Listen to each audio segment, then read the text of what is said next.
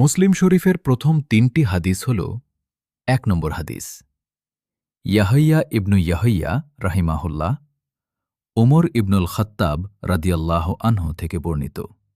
তিনি বলেন, আমি মুহাম্মদ সাল্লাল্লাহু আলাইহি সাল্লামকে বলতে শুনেছি, নিশ্চয়ই সব আমল নিয়তের উপর নির্ভরশীল, আর প্রত্যেক ব্যক্তি তাই পাবে যা সে নিয়ত করেছে। ২ নম্বর হাদিস, হাদিসে জিবরিল ওমর ইবনুল খাত্তাব রাদিয়াল্লাহু আনহু থেকে বর্ণিত। একদিন জিবরিল আলাহিসাল্লাম মানুষের রূপে এসে নবী সাল্লাল্লাহু আলাইহিসাল্লামকে ইসলাম, ঈমান, ইহসান এবং কিয়ামতের লক্ষণ সম্পর্কে প্রশ্ন করেন।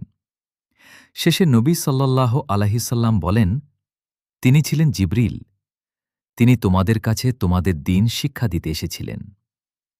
৩ নম্বর হাদিস, আবদুল্লাহ ইবনু উমর রাদিয়াল্লাহু আনহু থেকে বর্ণিত। মুহাম্মদ সাল্লাল্লাহু আলাইহিসাল্লাম বলেছেন, ইসলামের ভিত্তি ৫টি বিষয়ের উপর প্রতিষ্ঠিত।